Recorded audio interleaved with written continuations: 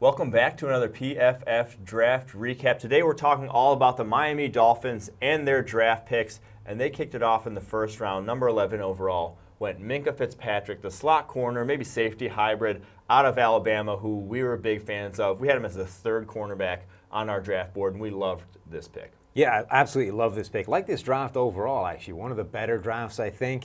Minka Fitzpatrick definitely fits a need on this team. I think he's going to stay at cornerback, but he's going to be a slot cornerback at the next level. And he's already shown that he's fantastic at this. We were asking all the way through this process, does he have the skills or the athleticism to move outside, play boundary perimeter corner at the next level? 13 snaps as an outside cornerback in this last season in college, so we don't know that he can do that. But we're starting to learn that the slot is a valuable position. It's where you need to keep guys, and the guys that have done it really well in college are the ones that best project at doing it at the NFL level. So let's keep Minka inside, where he's already shown he can be this fantastic slot corner. He's also got experience covering tight ends, actually taking these bigger receivers out of the game. And this is a division where you're going to have to go up against Rob Gronkowski twice a season.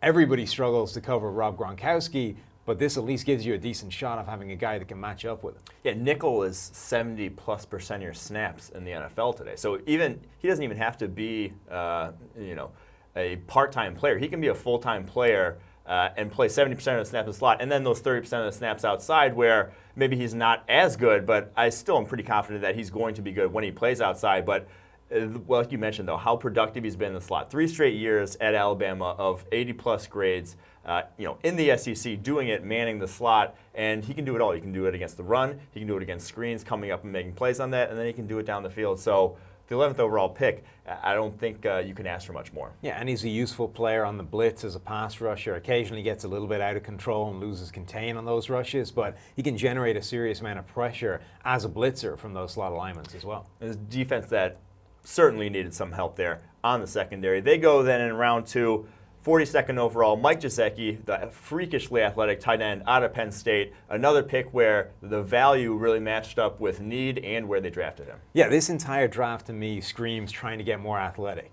Every single player almost in this draft is a super athlete. You've got Minka Fitzpatrick, who was a fantastic athlete for a safety. Mike Joseki had one of the best combine performances ever. I mean, this was right up there with that Vernon Davis legendary workout that just reset all boundaries in terms of what we expect from a tight end. And you see some of that on tape with Joseki. It's there. You can see that incredible athleticism. And I think at the NFL level, with a better quarterback, we'll start to see him used a little bit better, start giving or being given more opportunities to show what he can do. He's another one of those players that I think could be a better pro than he was a college player. Yeah, I'm truthfully surprised that he wasn't the number 1 tight end off the board, because when you look at the modern tight end position, there's really 2 things that I want a tight end to be able to do. One is challenge the safeties with their speed down the field. If you can challenge the safeties by running the seam consistently, that puts so much pressure on the defense. And then number 2 is, can you make contested catches in the red zone? Can you catch the fade? Can you catch a guy when a linebacker is bodied up against you, when there's really no one open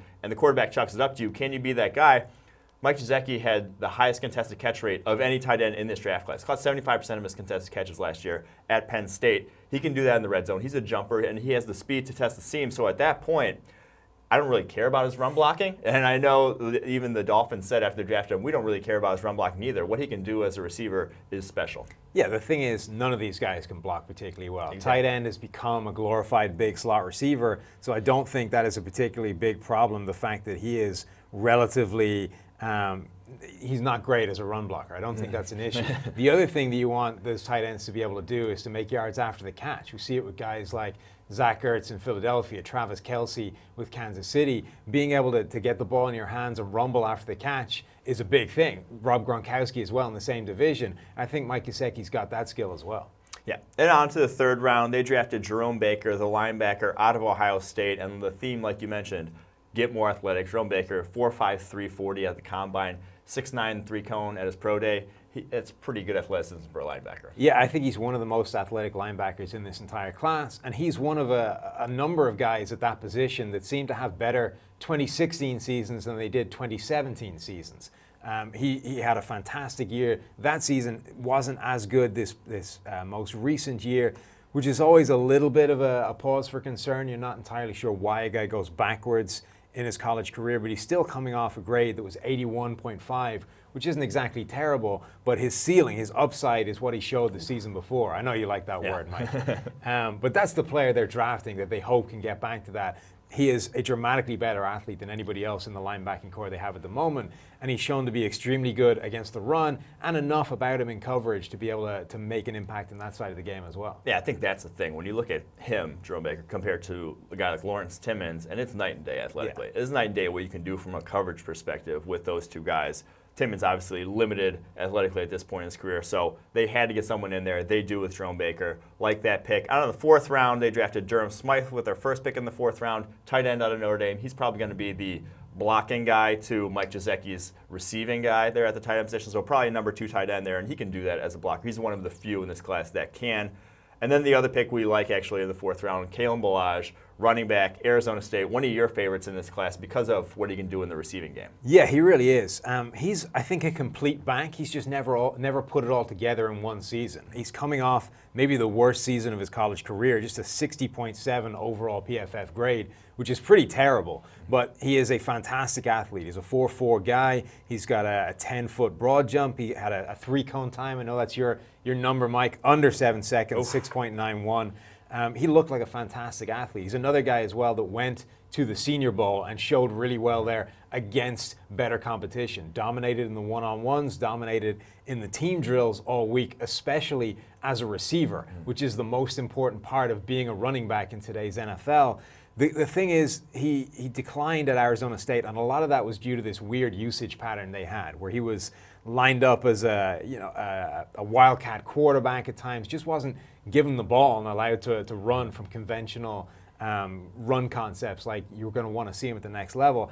I think we've seen quality performances from him before. We've had a run grade of 82.4 back in 2015. We had a pass grade of 86.6 in 2016. We just haven't seen him put it all together. But again, he's another guy that I think could be a better pro player than he was a college player. And the interesting thing is now with Kenyan Drake, Kalen Ballage, they have 2 guys who can legitimately run routes from outside of the backfield. We like Kenyan Drake coming out as a guy who could even play the slot if need be. Ballage, I feel similarly about in terms of his receiving ability. So you can get both those guys on the field at the same time, even if you want to, if you're the Dolphins. Yeah, and you have a pair of matchup problems. Again, those are 2 guys that you have to consider in both areas of the game, whether it's run or pass. Both could do either one at any given moment. I think that offense, that backfield, has the potential to be very dangerous.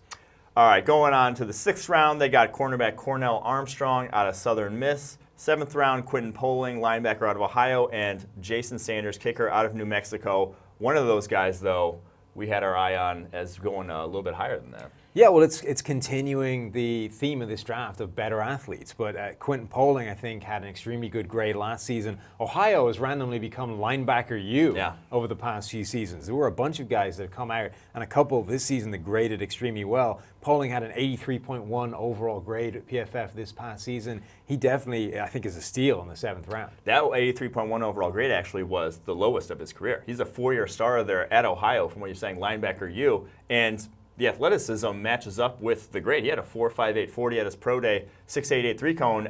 He's a little undersized at 6 foot, 235. Doesn't have great length, but for a guy in the 7th round, I'm surprised an athlete like him who was as productive as he was fell. Yeah, and he could easily be a productive member of this team. I mean, he could definitely challenge Jerome Baker in terms of being the best linebacker in this draft, and they took Jerome Baker in the 3rd round, not the 7th. There you have it. That's the Dolphins draft. Make sure to go check out PFF Edge and Elite for the draft guide to get all the data on the Dolphins draft class.